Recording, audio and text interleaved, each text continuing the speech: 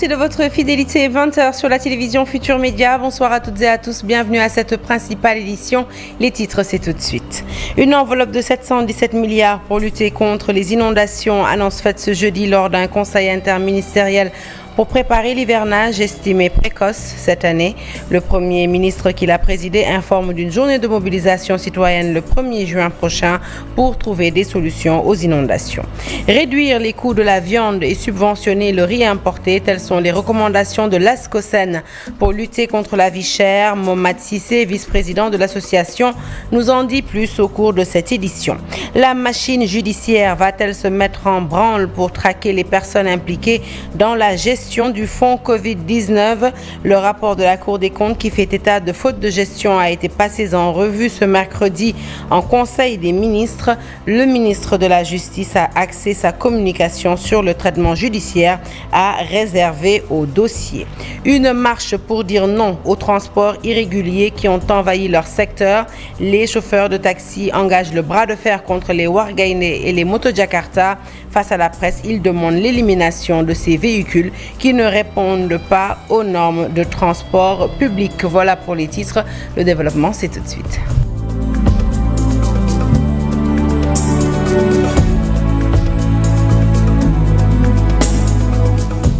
Bonsoir à toutes et à tous. Je vous l'annoncer donc tout de suite en titre. Le Premier ministre Ousmane Sonko a présidé ce jeudi un conseil interministériel sur la gestion des inondations à la sphère ministérielle Habib Thiam de Diamniadio.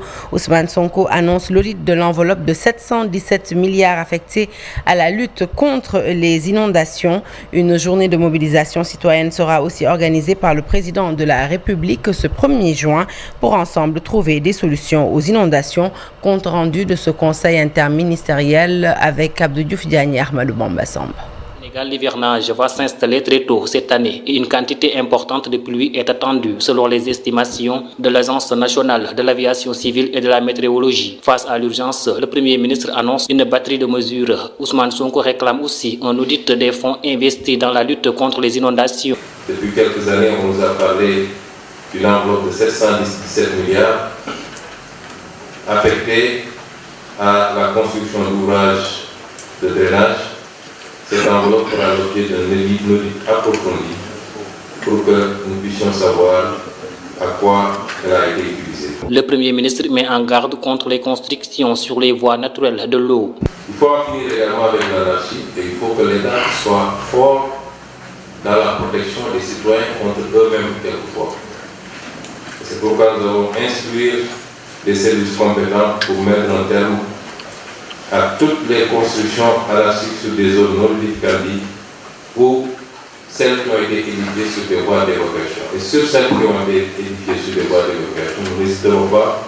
Une implication citoyenne est aussi sollicitée. Le président de la République donnera le coup d'envoi ce 1er juin. Le président de la République a décidé d'organiser cette journée citoyenne qu'il présidera lui-même car lui sera sur le terrain, où on appellera tous les citoyens dans son quartier, dans son village, dans son département ou dans sa ville, à se mobiliser. Évidemment, c'est une journée symbolique, mais cette mobilisation ne doit pas s'arrêter à cette journée. Et symboliquement, et tout le gouvernement avec le président de la République, pour que, en attendant de lancer véritablement le programme que nous voulons avec les moyens que nous allons mobiliser. Les services techniques de l'État sont invités à veiller à l'application de toutes ces recommandations. Nous restons avec ce conseil interministériel sur la gestion des inondations. Le coordonnateur de la plateforme des acteurs pour la lutte contre les inondations salue les nouvelles mesures annoncées par le Premier ministre et pour avoir les résultats escomptés, il faut l'implication de toute la communauté selon lui. Nous écoutons Abdou Samad Diouf au micro d'Abdou Diouf Diagne et d'Ahmadou Bamba Samba. Et donc cette année, il y aura beaucoup d'eau et je pense bien que si on parvient à unir les forces et essayer de prendre les devants, je pense que cette année, il n'y aura pas de problème par rapport aux années passées. Donc le Premier ministre nous a rassurés avec le ministre de l'Assainissement et de l'Hydraulique et l'ensemble des structures, l'ONAS, la DPGI et aussi l'AGEROUTE et l'ADM. Parce qu'actuellement, les mesures qui sont prises aujourd'hui, vraiment c'est rassurant. Je pense qu'aujourd'hui, ils ont souligné des petits problèmes par rapport dans les quartiers inondés. Parce que à chaque fois, nous, il y a quelque chose que nous déplorons, c'est le problème des promoteurs immobiliers. Parce qu'il a donné des instructions aussi de stopper les promoteurs qui construisent dans des zones non habitables, sans respecter les normes urbanistiques. Donc ça aussi, vraiment, c'est à saluer. Maintenant, nous les acteurs aussi, nous sommes prêts à continuer la collaboration avec les autorités parce que c'est la responsabilité citoyenne. Parce que comme on l'a toujours dit, c'est lui qui ne s'active pas face au problème de son quartier, le fera difficilement pour son pays. Le problème des inondations, c'est un phénomène naturel qui fait mal à la population depuis tant d'années. Pour faire face à ce phénomène, il faut une dynamique unitaire. Il faut qu'on essaye de travailler dans la concorde. Et je pense bien qu'aujourd'hui, avec cette démarche, je pense que la situation sera décantée les années à venir. Allez, parlons consommation et notamment baisse des prix des denrées de première nécessité. L'ASCOSEN demande au chef du gouvernement d'inclure la viande parmi les baisses en vue. En ce qui concerne le riz importé, l'association des consommateurs du Sénégal demande au Premier ministre de subventionner le produit qui coûte excessivement cher étant donné qu'il n'y a aucun droit de douane à payer ni de TVA. Je vous propose d'écouter tout de suite le vice-président de l'ASCOSEN, Mohamed Sissé, au micro d'Iboukan. Le Premier ministre Ousmane Sonko a retenu le riz importé, il a aussi retenu l'huile de palme enrichie, il a aussi retenu le pain et le sucre en poudre. Nous lui demandons aussi de retenir la viande, parce que lui-même, en préparatif de la Tabaski, il a reconnu que ce produit-là, le prix est passé du simple au double.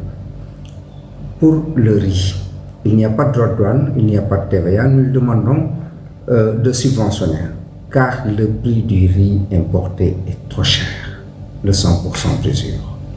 Pour l'huile de palme enrichie, il y a une forte marge de manœuvre, parce que le prix qui était homologué de bidon de 20 litres à 20 500 n'a jamais été atteint pendant 20 mois. Pour le pain, regardons la tendance baissière observée au niveau du blé, parce que c'est le blé qui fait la farine, pour essayer de trouver une baisse possible. Pour le sucre en poudre,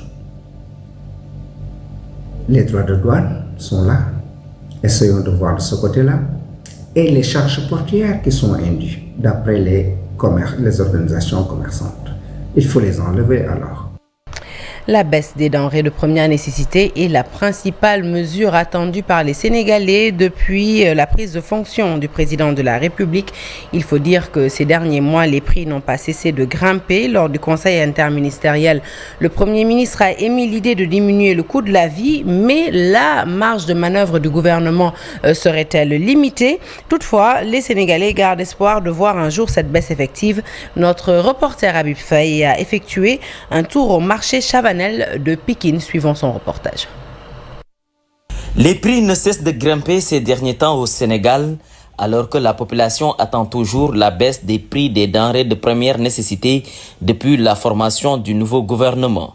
Dans sa communiqué lors du conseil interministériel, le Premier ministre a fait part des mesures envisageables pour la baisse du coût de la vie, après consultation des représentants des producteurs, des commerçants, des transporteurs ainsi que des associations consuméristes. Les denrées visées sont le riz brisé non parfumé, le pain, le sucre cristallisé et l'huile. Au marché Savanel de Pikine, les commerçants s'impatientent. Espérons. Ça commence à durer et on ne voit aucun changement. Espérons qu'il y aura baisse des denrées. D'ici peu de temps. Nous sommes des pères de famille. Nous ne pouvons pas emprunter l'océan car nous n'avons que le Sénégal. Naturellement, une baisse des denrées de première nécessité et le fait d'aller se soigner tranquillement et correctement seraient les bienvenus. Ici, tout est cher, même le piment que nous achetons. L'ancien régime a chuté à cause de la cherté des prix. Maintenant, nous avons espoir en Diomaye. La marge de manœuvre du pouvoir est-elle limitée pour baisser les prix? C'est à eux de tout faire pour qu'il y ait une baisse des prix. Ce n'est pas de notre ressort. Qu'il soit cher ou non, l'essentiel est qu'il y ait baisse de prix. D'aucuns pensent qu'il faut laisser du temps au chef de l'État qui s'était engagé à prendre des mesures pour baisser le coût de la vie lors de son discours à la nation. Sonko et Diomaye viennent de prendre fonction. En 40 jours, on ne peut rien réaliser. Qu'on leur laisse le temps de travailler. Rien ne peut se réaliser en 1 et 2 mois. Ça, c'est pas possible. Le délai est court. Ils n'ont pas reçu tous les dossiers. Jusqu'à présent, les passations de services s'effectuent. Ils invitent les Sénégalais à se serrer davantage les coudes en attendant la concrétisation du vœu du gouvernement. Nous n'avons que d'une baisse du coût de la vie et de vaquer paisiblement à nos occupations. S'il diminue le prix des denrées de première nécessité, la vie sera belle au Sénégal. Toutefois, le Premier ministre a évoqué les difficultés concernant la hausse des prix dans un pays où la balance commerciale reste déficitaire. Autosuffisance en moutons, 40 brebis distribuées dans la commune de Diagane Barga, département de Foundiougne. C'est dans le cadre du projet initiative des maires pour l'autosuffisance en moutons, IMAM. La commune de Diagane Barka fait partie des 250 communes bénéficiaires de ce projet appuyé par le ministère de l'élevage et l'ONG internationale EFER. Les bénéficiaires vont être formés sur les bonnes techniques d'élevage. Le point avec Aminata Goudjabi et Abdou Karim Bey. Pour l'autosuffisance en moutons est un projet lancé en 2022 à Ngoundiane dans la région de Thiès. Plusieurs communes du Sénégal y ont adhéré, dont Diagane Barka. Pour la mise en œuvre, une cérémonie de placement de brebis a été initiée dans cette commune du département de Foundiougne. Aujourd'hui, nous avons eu à distribuer 40 brebis au bénéfice de 20 bénéficiaires parce que chaque bénéficiaire reçoit 2 brebis. Et l'approche du projet, c'est le passage du don. Quand on vous donne 2 brebis, vous devez, au bout des premières naissances, donner encore 2 brebis à une personne qui est en attente de recevoir des brebis. Des géniteurs seront placés dans chaque groupe. Chaque groupe qui va recevoir des brebis va recevoir un géniteur mis en place par le ministère en charge de l'élevage. Diagane Barka est la première commune bénéficiaire de ce projet dans le département de Foundiougne. L'association des maires du Sénégal est accompagnée par le ministère de l'élevage et une ONG internationale. Pourquoi la commune de Diagane Barka? Parce que c'est la commune qui a voulu bien entrer dans le projet. C'est le projet initiative des maires pour l'autosuffisance en moutons, initié par l'association des maires du Sénégal avec comme partenaire stratégique le ministère en charge de l'élevage et l'ONG IFERS International Sénégal. Pour qu'une commune soit dans le projet, il faut qu'il signe une lettre d'engagement à contribuer à hauteur de 3 millions au minimum par an durant la durée du projet. Et après, signer une convention qui autorise en tout cas l'ONG IFER à entrer dans la commune et dérouler le projet. Donc la commune de Diagane Barka fait partie des 3 premières communes dans la région de Fatick, mais elle est la première commune dans le département de Foundiougne à en tout cas être enrôlée dans le projet. Diagane Barka est une localité rurale où après l'agriculture, l'élevage reste l'activité la mieux pratiquée, mais les acteurs manquent souvent de moyens nécessaires. Ce projet pourra régler en partie ces difficultés. Diagane a été choisi et coopté comme commune pilote de ce projet-là. C'est un challenge qu'ils nous ont lancé. Donc, qui connaît Diagane, nous sommes une commune à vocation élevage parce que nous sommes dit que pendant les périodes de tabaski, nous sommes confrontés à d'énormes difficultés. Donc, à chaque fois aussi, la population, ils venaient, monsieur le maire, je n'ai pas encore de moutons. Je me suis dit, voilà. Donc, c'est un projet qui va nous aider à accompagner cette population, mais aussi dans le cadre de l'autosuffisance en moutons. Le ministère de l'élevage appuie les bénéficiaires dans la formation sur les bonnes techniques d'élevage. Le projet initiative des maires pour l'autosuffisance en moutons vise au total 250 communes réparties dans 10 régions. Allez, parlons à présent de cette tournée de travail du chef de l'État à Abuja et Accra. Le président Bassirou Diomaye Faye est arrivé au Nigeria. Le chef de l'État sénégalais va échanger au cours de cette tournée diplomatique avec ses homologues du Nigeria et du Ghana dans le cadre du renforcement de la coopération et de l'intégration régionale. C'est ce qu'a indiqué la présidence sénégalaise dans un message partagé sur le réseau social Twitter. Colère des agriculteurs et populations des villages impactés par les ICS Mboro. Ils ont bloqué toutes les installations des ICS pour exiger le paiement intégral des impenses. Ces travailleurs fustigent les barèmes imposés par les ICS et pire, selon les populations, les produits toxiques déversés ont détruit leurs champs. La goutte qui a fait déborder le vase. Le reportage est signé Charanta Diop et Saïlatia. Les populations de plusieurs villages de Meouane se sont fortement mobilisées pour barrer toutes les issues qui mènent à la mine des ICS pour exprimer leur colère. Nous allons vraiment recourir à ce que nous avons, nous regrouper et de bloquer, n'est-ce pas, les installations des ICS jusqu'à ce qu'ils nous payent, n'est-ce pas, ces indemnités. Ces agriculteurs fustigent la proposition d'indemnisation des ICS. Les dégâts commis au niveau des sondages devaient être payés avec un barème sur la base de 6 500 000 à l'hectare. On a fait une première partie, on a payé certains sur cette base. Et à notre grande surprise, malheureusement, ils n'ont pas respecté leur engagement. Au lieu de payer sur la base du barème de 6 500 000, ils ont proposé, n'est-ce pas, de retourner à l'ancien barème, à savoir 1 50 000 francs à l'hectare. Les habitants de ces villages, Ngaham, Dayandiop, Ndiop, Ndayandakar, Ndombine, dénoncent l'inaction des ICS face aux dangers des produits toxiques qui ont détruit tous les champs. On ne peut pas produire d'arachide, manioc, les manguiers ne produisent plus, anacardier, l'environnement est totalement pollué. Il a fallu l'intervention du sous-préfet de l'arrondissement de Meouane pour lever le blocus. Une rencontre est prévue ce vendredi à la gouvernance de Thiès entre les différentes parties pour décanter la situation. Le garde des Sceaux, Ousmane Diagne, va-t-il mettre un coup d'accélérateur sur le traitement judiciaire du rapport de la Cour des comptes dédié au fonds Covid-19 en Conseil des ministres hier? Le ministre de la Justice a fait une communication sur le traitement judiciaire de ce rapport. La DIC à qui on avait confié le dossier avait bouclé ses travaux, il faut le rappeler, et remis 8 enquêtes sur 9 au parquet. Plus de 200 personnes entendues sur des fautes de gestion et des infractions pénales constatées par la Cour. Élément de rappel avec Al-Hassan Ba. C'est un rapport qui avait suscité plusieurs interrogations de la part de l'opinion publique. Un rapport rendu public en décembre 2022 par la Cour des comptes sur la gestion des 1000 milliards du fonds de riposte contre les effets du Covid-19. 740 milliards de francs CFA financés par l'État du Sénégal et des bailleurs internationaux. Mais la Cour avait constaté des fautes de gestion et des infractions pénales, des cas de surfacturation, absence de justificatif, conflit d'intérêts, entre autres. Le procureur de la République, Amadou Diouf, avait ordonné l'ouverture d'enquêtes, des enquêtes qui seront confiées à la division des investigations criminelles. C'était le 6 février 2023. Une décision qui était très attendue par la société civile à travers le collectif Sunu Milliard d'Ores, qui avait déposé une plainte signée par 110 personnalités qui réclamaient l'ouverture d'une information judiciaire. 5 mois après, la DIC qui a bouclé ses travaux a remis 8 enquêtes sur les 9 au parquet. Plus de 200 personnes ont été entendues, des DAGE, des ministères, des fournisseurs, entre autres. Plus d'1 an après, aucune suite n'a été donnée à ces enquêtes. L'État du Sénégal, à travers le ministère des Affaires étrangères, avait rencontré les ambassadeurs de l'Union européenne pour aborder les conclusions du rapport. Aïssata Tall Sall disait avoir apporté toutes les clarifications nécessaires et assuré nos partenaires. Pour sa part, le ministre des Finances d'alors, Mamadou Moustapha Ba, a assuré que le gouvernement donnera suite aux recommandations de la Cour des comptes. Le peuple veut la lumière sur cette affaire et le ministre de la Justice du nouveau régime semble vouloir donner suite aux enquêtes de la DIC.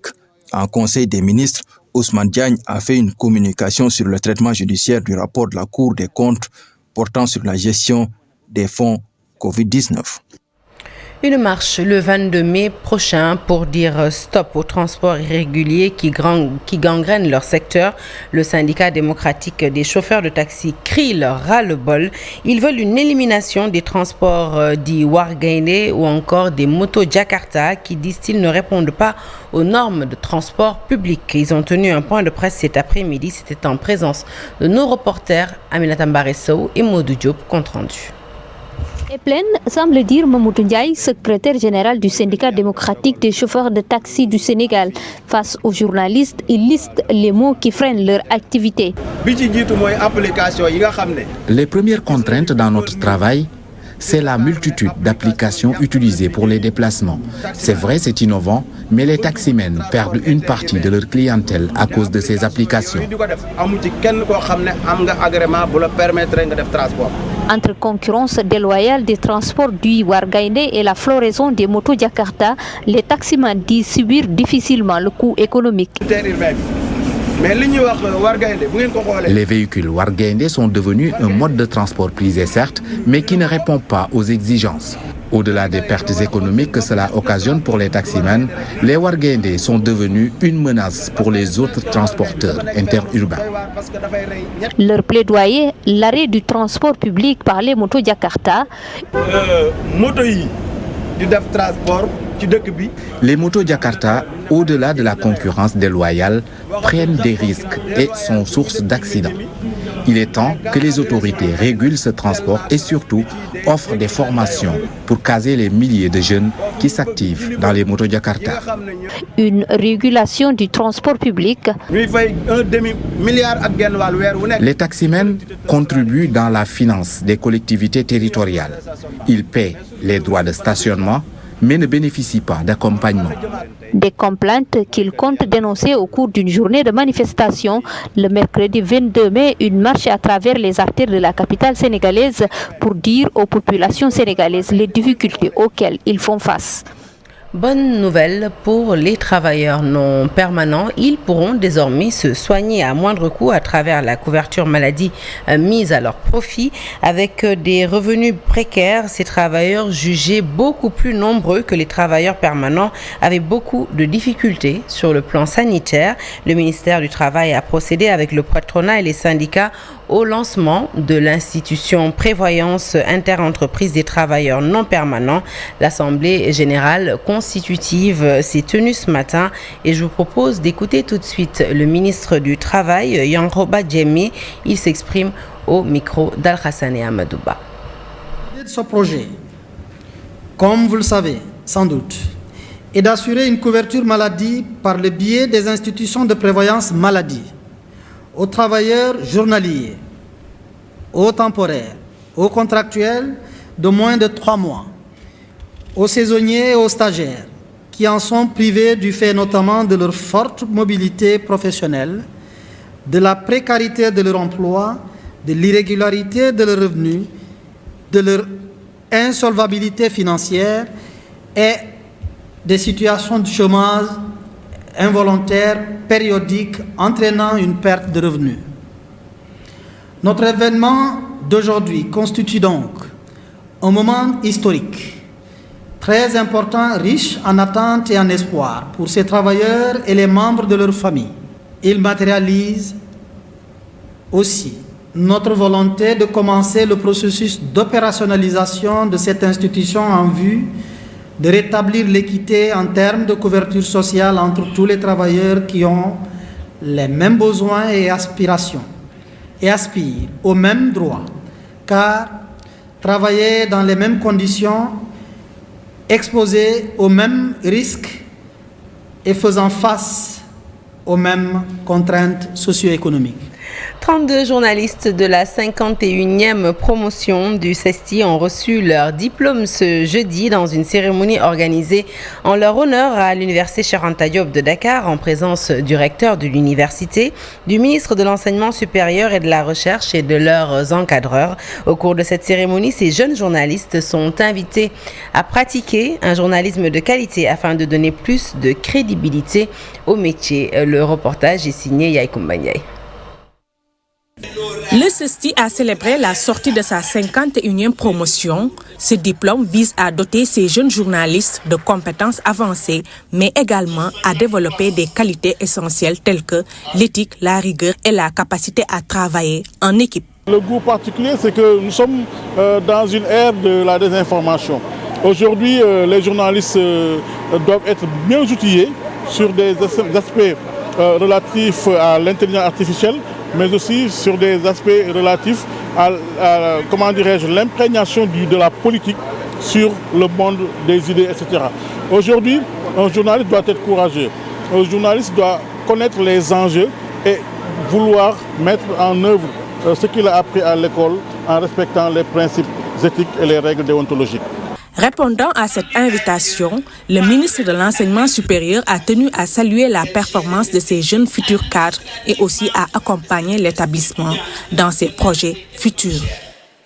Féliciter d'abord la 51e promotion du CESTI qui porte le nom de l'Auguste Eugénie Rokhaya Ndiaye. c'est l'occasion de m'en reste. Nous avons une pensée particulière pour cette école prestigieuse, pour tous les événements malheureux qui ont été vécus. Et j'ai dit au directeur du CESTI, Mamoudou Ndiaye, que l'État, le gouvernement...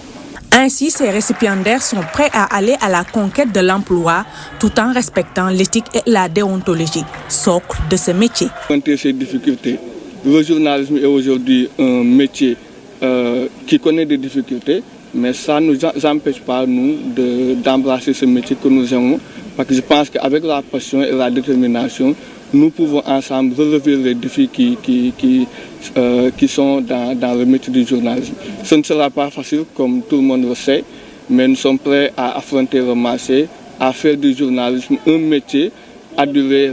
La cérémonie a été marquée par l'hommage rendu à Eugénie Rokhaya Aoundiaye, marraine de cette promotion, pour tout le service que la défunte a rendu à l'établissement, mais également à la corporation. Conférence de presse conjointe du leader de PASTEF et celui de la France insoumise, Jean-Luc Mélenchon. L'invité de marque a demandé l'instauration de la production intellectuelle pour une Afrique libérée. Ousmane Sonko, lui, c'est un sujet signé Modoufal. Ousmane Sonko, plus que convaincu pour la transformation positive du Sénégal. Une conviction affichée devant Jean-Luc Mélenchon, venu à Dakar pour l'animation d'une conférence de presse conjointe avec les leaders de PASTEF. Mais nous avons un pays à transformer et je peux assurer tout le monde que nous allons transformer.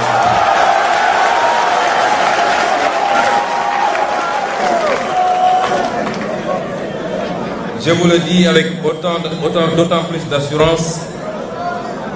Une Afrique autrement peut bien se réaliser grâce à une production intellectuelle. Sans doute la responsabilité à ce moment, compte tenu du fait que toute l'Afrique vous regarde, compte tenu du fait que ce que vous dites compte pour tout le monde, comme je l'ai vu à d'autres moments sur le continent latino-américain, vous avez une responsabilité singulière qui est de proposer une direction dont vous faites la démonstration. Toute l'Afrique attend et regarde cela. Et en matière de relations internationales, vous pouvez être ceux qui vont faire naître un nouvel internationalisme. Non pas celui qui va répéter, qui est nécessaire, la lutte contre les impérialismes. Évidemment, cette question est toujours d'actualité. Mais il faut faire surgir, à côté de la volonté de contrôle sur les conditions dans lesquelles se produit la production et l'échange, qui est absolument indispensable, il faut faire surgir aussi une attention singulière à ce qui est de la production intellectuelle, spirituelle. Ousmane Sonko, quant à lui, évoque les relations léonines imposées par l'Occident à l'Afrique. Pour lui, il faut aujourd'hui plus d'équité. On oublie seulement une chose, c'est qu'une grande partie de l'argent qui est dans le porte-monnaie, dans notre porte-monnaie, ça s'entend du porte-monnaie des Occidentaux, des Européens en particulier, vient précisément de l'exploitation, depuis des siècles, de l'Afrique. Pas uniquement, mais beaucoup vient de l'exploitation de l'Afrique. Alors il faut avoir un petit peu de bon sens, je ne dis pas de générosité, de bon sens, de justice pour rendre aux Africains, je dirais, ce qu'on leur a pris, d'autant que c'est nécessaire si on veut éviter les pures convulsions ou difficultés. Plusieurs sujets débattus lors de cette conférence de presse conjointe où l'on a noté des points de désaccord entre le leader de PASTEF et son hôte. L'allègement des conditions d'entrée des Sénégalais au Cap-Vert, la lutte contre les migrations irrégulières au menu des discussions entre le Sénégal et le Cap-Vert à l'occasion de la visite du président de l'Assemblée nationale du Cap-Vert, Amadou Mame Diop, et son homologue ont décidé d'unir leurs forces à travers une signature de convention entre ces deux pays, et c'était ce matin à l'Assemblée nationale en présence de Dissa Prera et Amadou Ba qui ont interviewé le président de l'Assemblée nationale. Le voici. À cet égard, nous devrions, tout en préservant les importants acquis, ouvrir de nouvelles perspectives pour la redynamisation des relations entre nos deux institutions Et dans cette perspective, le relèvement et la permanence du niveau des échanges et de partenariat entre les deux parlements s'avèrent à nos yeux nécessaires. Cela devrait, Monsieur le Président, sans nul doute, hisser notre coopération parlementaire au diapason des relations exemplaires qu'entretiennent nos deux pays au plan politique, économique, commercial, culturel et sportif. Nos parlements respectifs devraient en permanence donner une impulsion politique en vue notamment de favoriser une plus grande fluidité des échanges commerciaux, d'accroître les vols et d'établir une liaison maritime, d'impulser une coopération plus étroite dans les domaines de la santé, de l'éducation, de la culture, du tourisme, entre autres, de conjuguer les efforts dans la lutte contre l'érosion côtière que subissent les deux pays, de lutter contre la délinquance maritime, l'immigration clandestine et les trafics de tout genre. C'est dans cette dynamique que nous pouvons compter d'avance sur votre appui diligent pour notamment alléger les procédures d'entrée de nos ressortissants au Cap-Vert. Fin de ce journal, merci de l'avoir suivi. L'actualité se poursuit sur toutes nos plateformes digitales, mais restez avec nous tout de suite. La seconde partie du Soir d'Info, je reçois Maître Massor Nakan, président de SOS Consommateurs, qui est déjà avec nous sur le plateau. À tout de suite.